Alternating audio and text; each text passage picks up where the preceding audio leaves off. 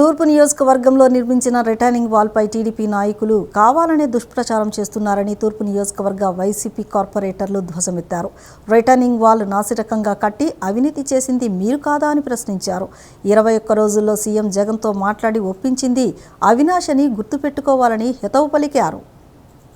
విజయవాడ తూర్పు నియోజకవర్గంలో retaining wall నిర్మాణానికి సంబంధించి టీడీపీ ఎమ్మెల్యే గద్దె రామ్మోహన్ చేస్తున్న అసత్య ప్రచారంపై వైఎస్ఆర్సీపీ కార్పొరేటర్లు మీడియా సమావేశం నిర్వహించారు. ఈ సందర్భంగా తూర్పు నియోజకవర్గ వైసీపీ కార్పొరేటర్లు మాట్లాడుతూ టీడీపీ దుష్ప్రచారాలు మానుకోవాలని తెలిపారు. స్థానిక ఎమ్మెల్యే ఓటమి భయంతో దిగజారుడు రాజకీయాలు చేస్తున్నారని విమర్శించారు. స్థానిక ప్రజలు చేదరించుకుంటున్నా సిగ్గు శరం లేవు అంటూ ధ్వజమెత్తారు.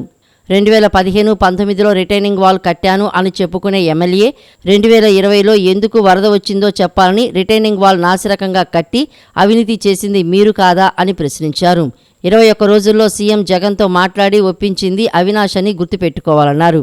15వ డివిజన్ను దత్తత తీసుకున్న గద్దె ఏమి అభివృద్ధి చేశారని నిలదీశారు. తూర్పు నియోజకవర్గం అభివృద్ధిపై తాము చర్చకు సిద్ధమని, 15వ డివిజన్లో కార్పొరేటర్ అభ్యర్థిని కూడా నిలబెట్టలేని వ్యక్తి గద్దె రామ్మోహన్ అంటూ ఎద్దేవా చేశారు. ఎందుకు పనికి రాకుండా పోతాననే భయంతో గద్దె నీచ రాజకీయాలు చేస్తున్నారని మండిపడ్డారు. 2014 నుంచి 19 వరకు ఆయన కట్టిన రిటైనింగ్ వాల్ గురించి 2020లో వరద ఏదైతే వచ్చిందో ఆ రోజు రిటైనింగ్ వాల్ ఉందని పడుకున్న రామలింగేశ్ నగర్ ప్రజానికాన్ని 30 రోజులు సుమారు 28 రోజులు వరదలో ఇరుక్కుపోయి బురదలో ఉన్నారు. దానికి నిదర్శనం సాక్ష్యానికి నేను ఏదైతే కార్పొరేటర్ అభ్యర్థిగా ఉండి మా యొక్క తూర్పు నియోజకవర్గ ఇన్ఛార్జ్ వైఎస్ఆర్సీపీ ఇన్ఛార్జ్గా ఇప్పుడు ఎమ్మెల్యే అభ్యర్థిగా ఉన్న దేవినేని అవినాష్ గారు వచ్చి మరి ఆ ప్రజానీకం ఏడుస్తూ ఇళ్లల్లో సామాన్లు పోయినాయి. మరి రిటైనింగ్ వాల్ ఉందని మేమందరం కూడా గుండెల మీద నిద్రపోయాం. 2020లో వరద ఎందుకు వచ్చింది, నువ్వు కట్టిన రిటైనింగ్ వాల్ అని గొప్పగా చెప్పుకుంటున్నా. ఆ రిటైనింగ్ వాల్ నాసిరకంగా కట్టి ప్రజానికాన్ని భయభ్రాంతులు చేసి నిజంగా ఎంతోమంది ఇల్లు లేక సామాన్లు పోయి వాళ్ళందరూ కూడా ఇల్లు పోయి బయటకు వచ్చి ఏడ్చిన రోజులు అవన్నీ కూడా. 2019 నుంచి అభివృద్ధి లేదు, 2024 దాకా మేము ఒకటి చెప్తున్నాం. 600 కోట్ల రూపాయలు తూర్పు నియోజకవర్గంలో అభివృద్ధి జరిగింది. నీకు దమ్ము ధైర్యం ఉంటే ఎన్నోసార్లు నేను అడిగా గద్దెరామ్మని, నీకు దమ్ము ధైర్యం ఉంటే నీ గద్దెరామ్మని చర్చ కూర్చోబెట్టు, నేను రాను.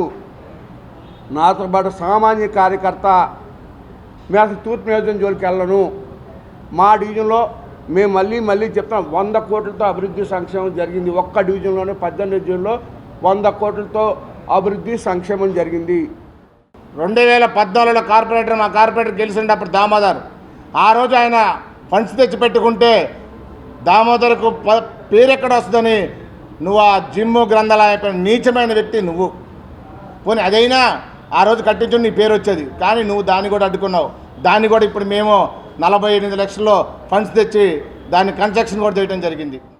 నా డివిజన్లో రిటర్నింగ్ వాల్ కట్టానని చెప్పి పొద్దు పోస్టర్లు వేయించుకుని అది వీడియో తీసుకుని ఏదో ఆ రిటర్నింగ్ వాల్ని ఇట్లా చేత్తో కొట్టాడండి.